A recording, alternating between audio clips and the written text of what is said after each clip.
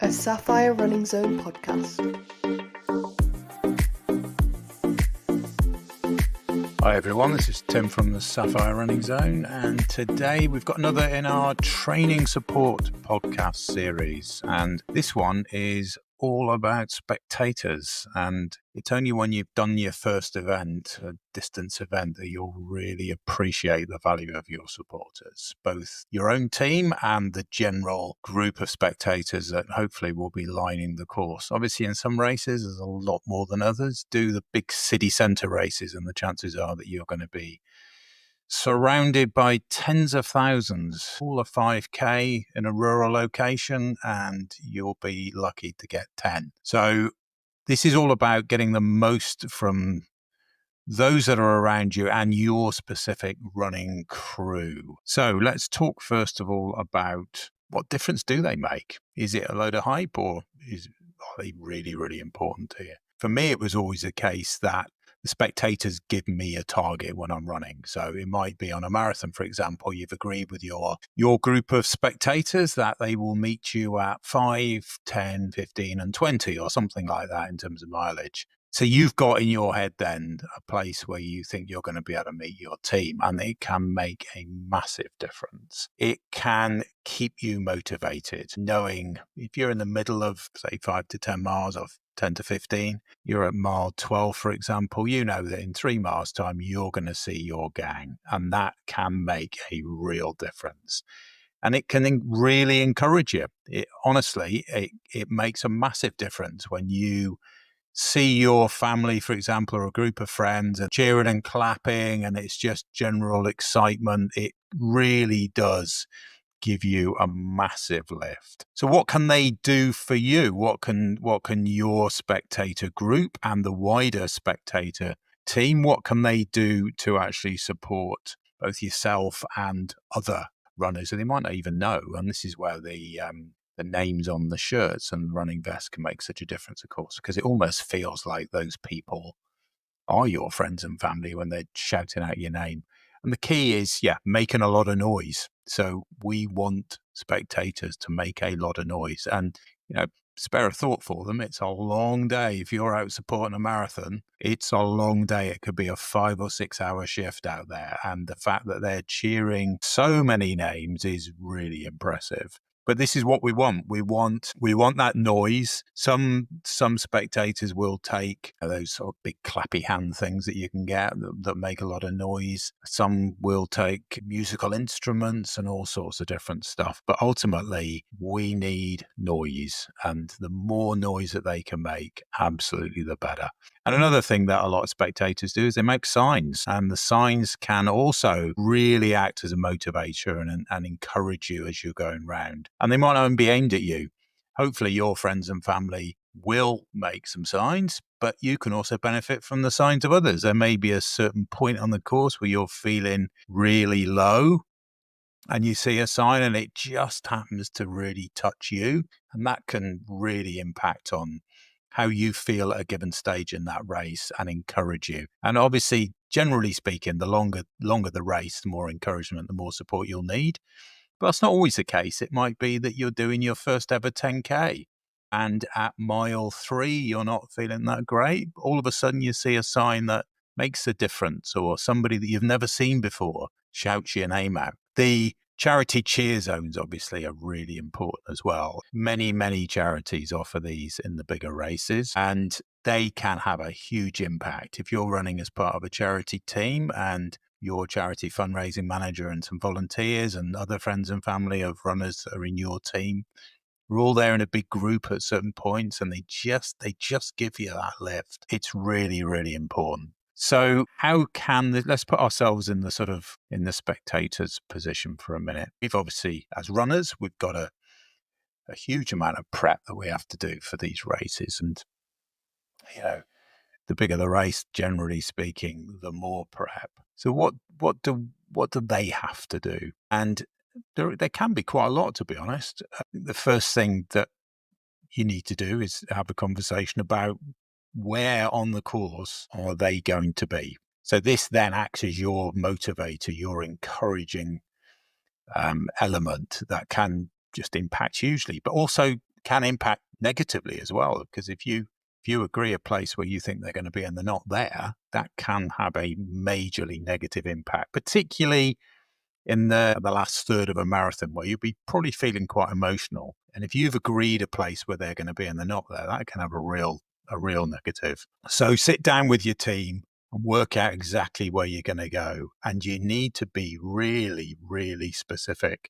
Don't just say, I'll meet you at 15 miles. You need to agree exactly where at that 15-mile mark are they going to be, and what side of the road are they going to be. Because these big city centre marathons, the roads are wide. If you go to the wrong side, and you might not even see them on the other side, just because of the sheer volume of runners. You may do, but you won't be able to get over there, because if you suddenly see someone on the other side of the road as you're running past them, you've got no chance of cutting across 15, 20, 50, 100 runners to get to them. It's just not going to happen. You'll be swept along. So you absolutely must agree at exactly what point, even on the same side of the road, you can miss them. I've had many occasions in marathons where I've finished and friends and family have said, you didn't even look at me. You didn't even acknowledge that we were there. It took us ages to get to that. And I hadn't seen them because of the noise, the sheer volume of people, the noise. And they weren't quite in the place where we'd agreed, or we hadn't agreed it at all.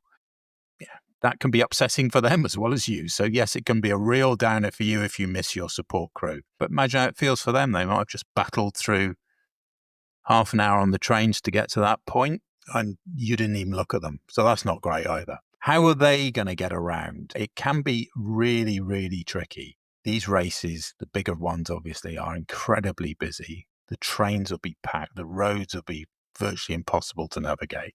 No one really should ever try and follow their runner on the roads, even if they think they know an area really well. Even on a smaller race, don't even think about that, because there'll be roads closed that you never even imagined.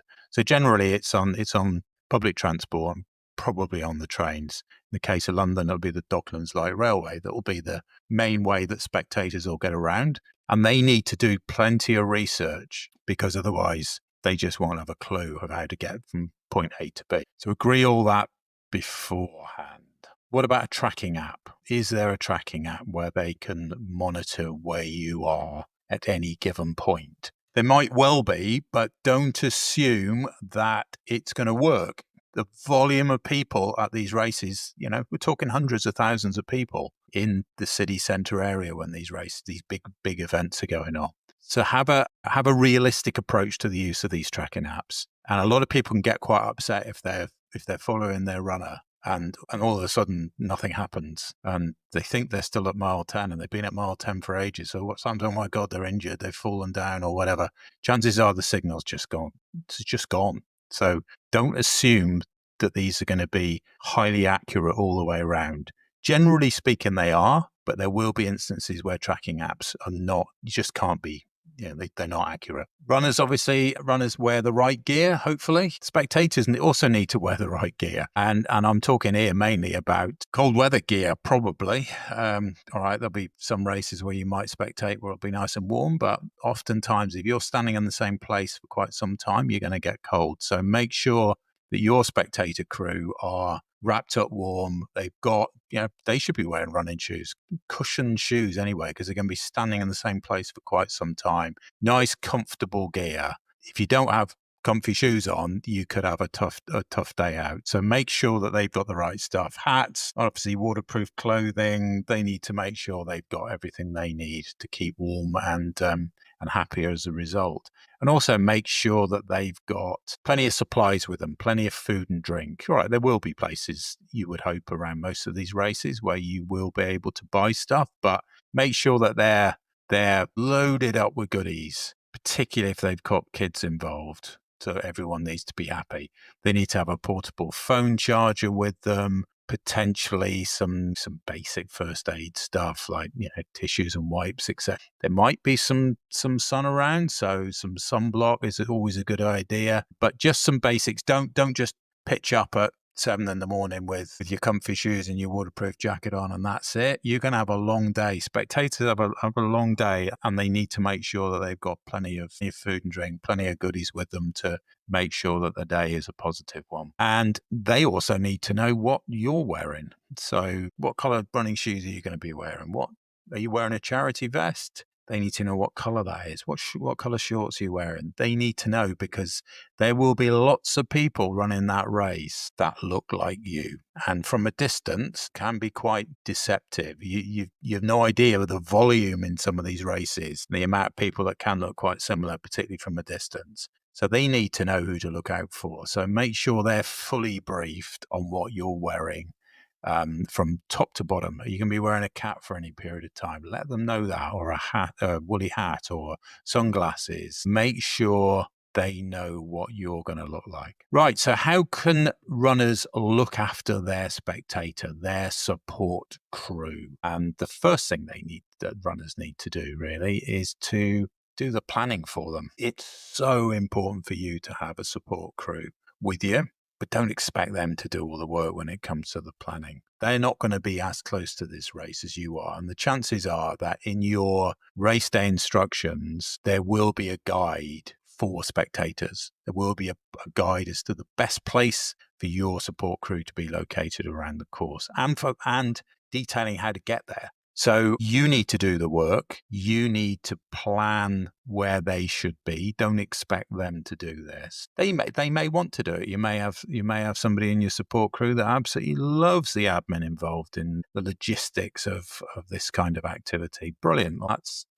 That's great if you've got that. But on the whole, if you're asking people to do you a favor by turning up and spending pretty much a full day looking after you on the way around a course, you need to do the work, and you need to do the planning, and you need to make sure that they're happy. Don't rely on them to say, right, I'm going to meet you at the 15-mile mark on the left-hand side. You do that, and you do it based on the information that the race director will have sent you.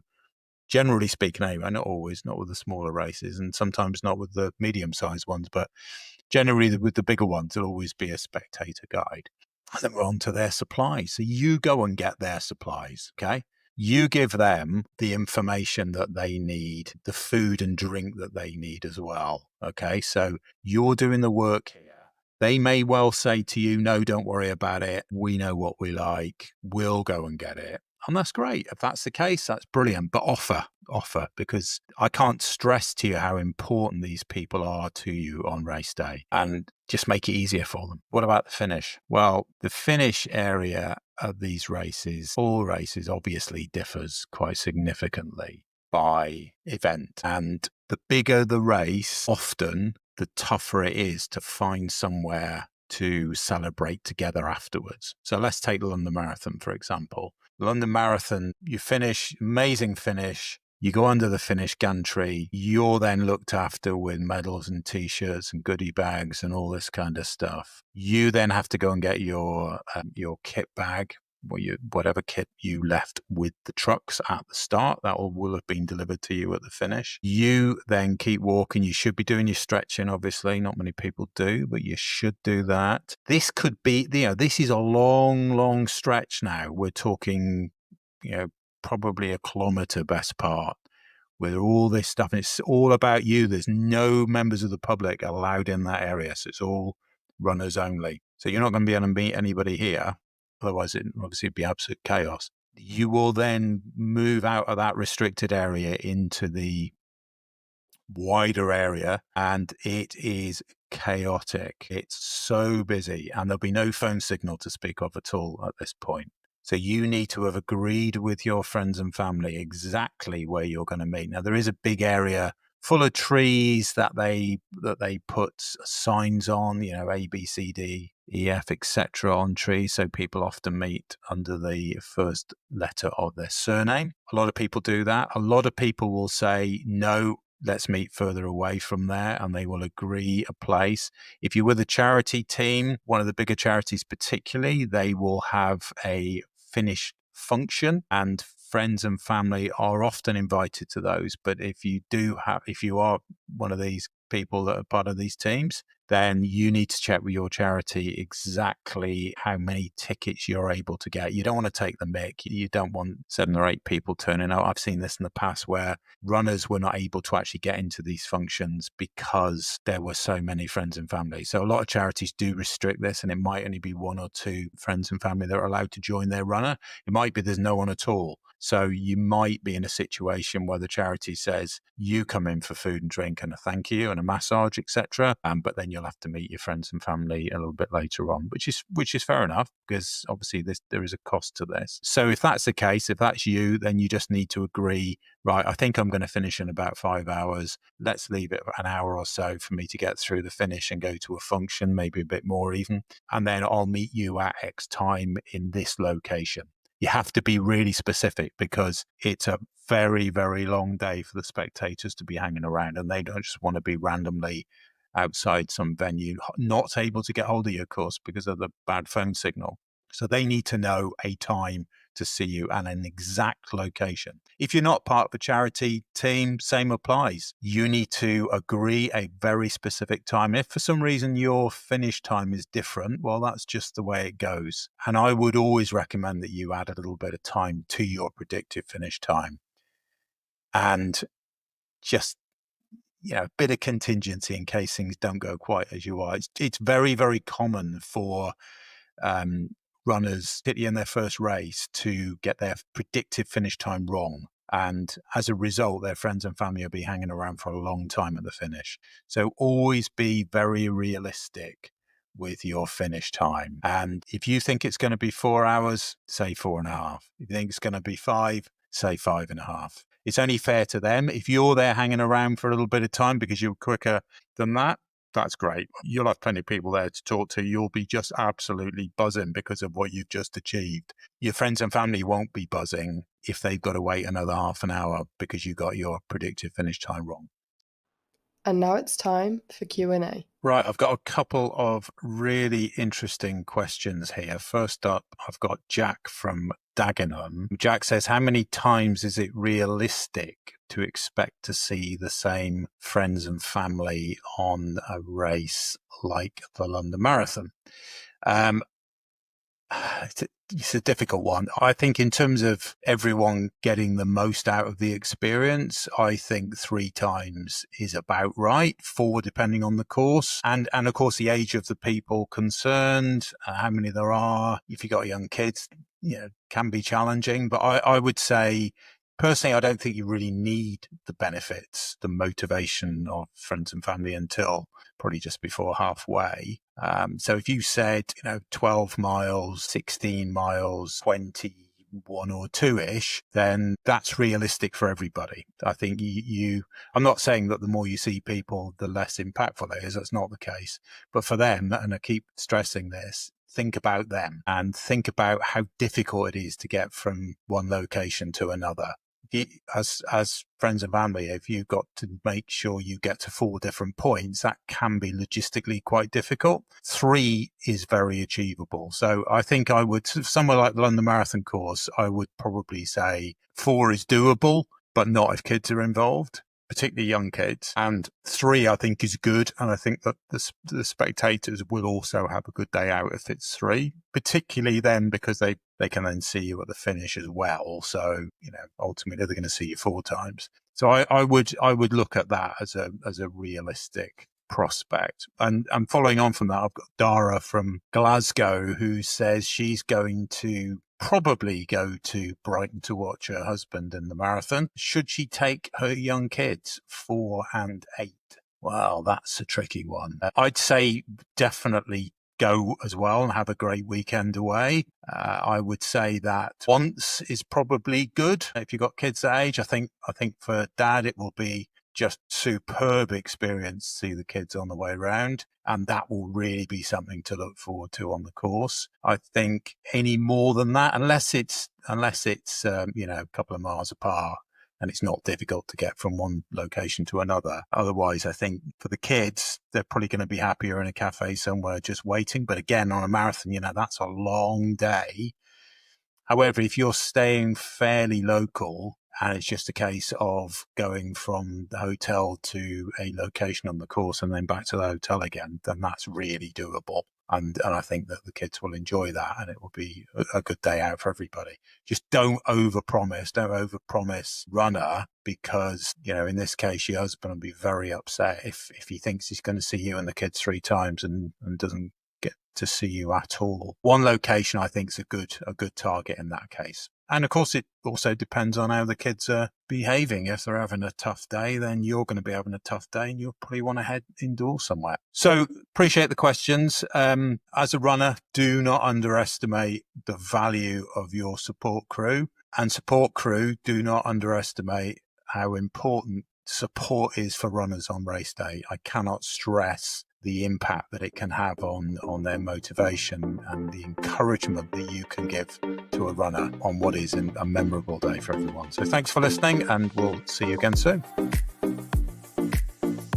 Thanks for listening to this Sapphire Running Zone podcast. Keep checking back as we have lots more podcasts coming soon.